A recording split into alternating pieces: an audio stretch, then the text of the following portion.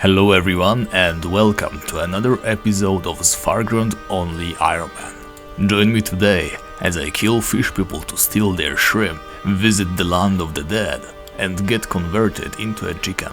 Picking up from the last episode, I needed to do some questing. Svargrounded has many more hunting areas to offer. However, I was not able to access some of those because they were locked behind quests. Firstly, I needed the following: 5 bat wings, 4 bear paws, 3 bone lord eyes, 2 fish fins, and a single green dragon scale. Sadly, the only item that I could really obtain were the fish fins. While there are bone lords in Helheim, which technically belongs to Svargrounded areas, I could not access that place before advancing the quest line. And so, according to my own rules, I was allowed to buy all the ingredients that I could not obtain on the market. I did, however, need to obtain the fish fins the old school way, by hunting fishmen. When I had all the necessary items, I headed back to Sylphid and gave him his stuff. He directed me to Nilsor, who needed to prepare a cure for his dogs. He asked me to obtain some ingredients which I could not find in Svargrounded. I got my hands on a frostbite herb that only grows in the Icelands. I traveled to Okolnir to gather some geyser water and collected a little bit of fine sulfur straight from a lava hole that I found behind the fiery portal. I still needed a giant glimmer cup mushroom, a hydra tongue, a purple kiss blossom, and some sanador cactus. And so I have once again ventured outside of Svargrounded to collect those rare ingredients. As a reward for delivering them, Nilsor allowed us to use his dog sled. With it, we gained access to Inukaya, an island mostly inhabited by the Chakoya. Now is a good moment to mention something about the island of Chill Forest. This mysterious area northwest of Svargrounded can only be accessed during a very short time. In April, one can cross through a secret tunnel and make his way to a bizarre place full of animals usually not accessible in Svargrounded. For Skogul the Barbarian, there are 2 spots of interest. First one is the very reason why I decided to spend some time hunting the Chakoyas. These wild snow people can drop fireproof horns. In Chill Forest, one can transform such a horn into a melting horn and then use it on a frozen prehistoric creature to obtain it as a mount. That is the only mount that I can obtain in the land of Svargrounded, so getting one of those is my top priority. The second goal is a ghastly dragon. These vile creatures can drop some surprisingly amazing items. Sadly, Chill Forest is the only place when I can meet one. I will have but a short window of time to obtain all the items I'm interested in. Having slaughtered a satisfactory amount of Chakoyas, I headed on to complete another quest. Hjarn the shaman asked me to visit their sacred and forbidden site of Helheim. Something sinister was happening deep beneath their burial grounds. I was able to explore the place, however, I could not complete my task for it required me to fight a Braindeath, the most powerful variant of all Bone Lords. I did realize though that all the Bone Beasts and Elder Bone Lords in that area made for an excellent hunting spot. Of course, it did not come without a downside. I had no way to obtain any food while down there. Devoid of all life, the island was barren and offered nothing in sense of substance.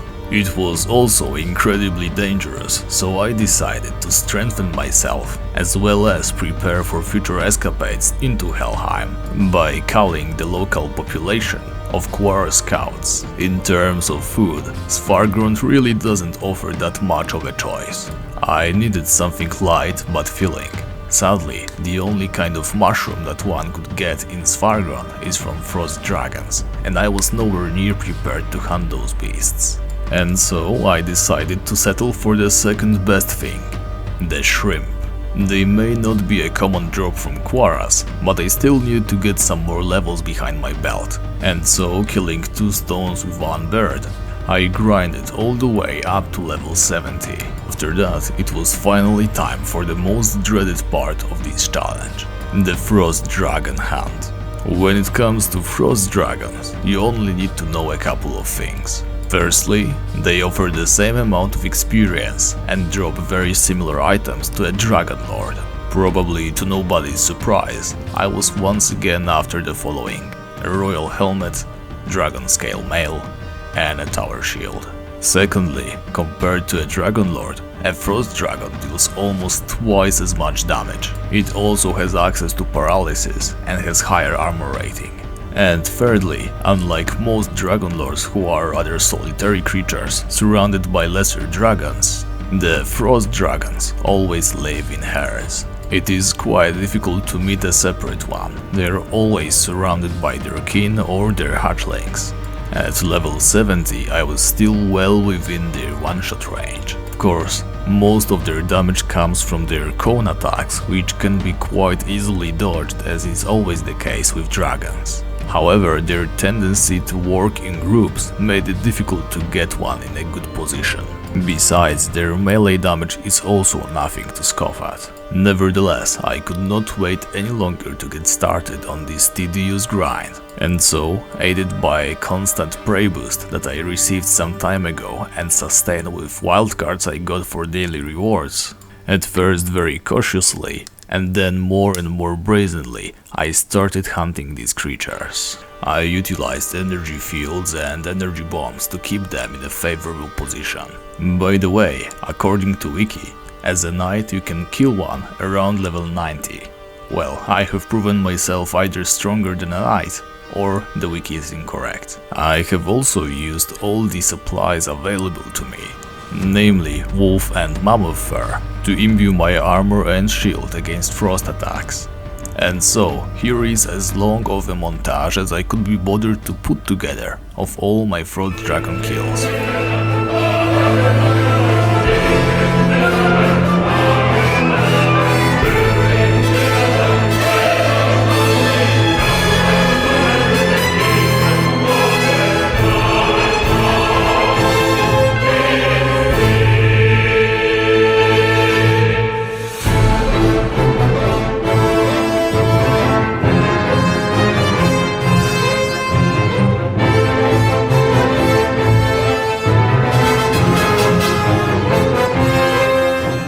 First to drop was the royal helmet. I would get dupes of it, but I won't highlight them anymore.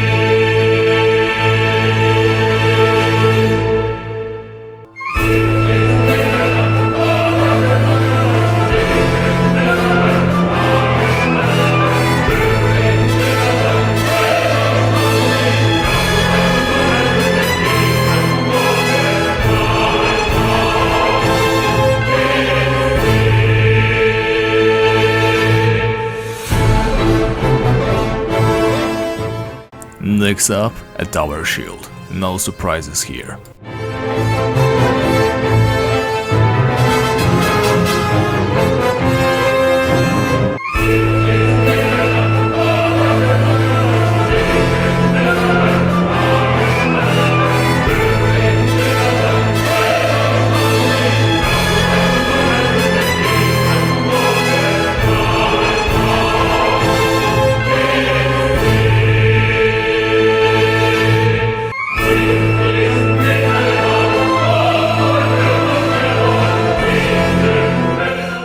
And finally, 1200 frost dragons later, and almost the same amount of hatchlings, I had my hands on the dragon scale mail. This is probably the best gear that I can hope to obtain for a good while. By the way, in the meantime I got myself a house. It is not paid for by Iron Man money, but I am only using it for aesthetic reasons. Now I can menace it in style. And finally, with all the gear items secured, I decided to tackle the Warlord Arena. The reward for beating it is the Blessed Scepter, one of the best 100 maces in the game. Unfortunately, other combatants are immensely powerful. For the first time, I really felt lacking because of my melee paladin handicap.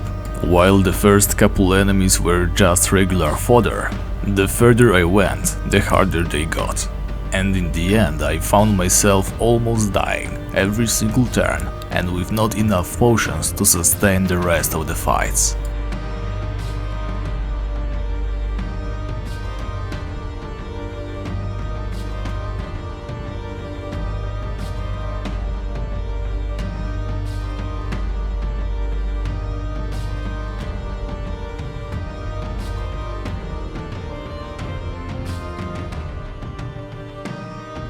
In my battle against a fallen Muta Master, the 8th out of 10 enemies I was supposed to defeat, I finally had to retreat.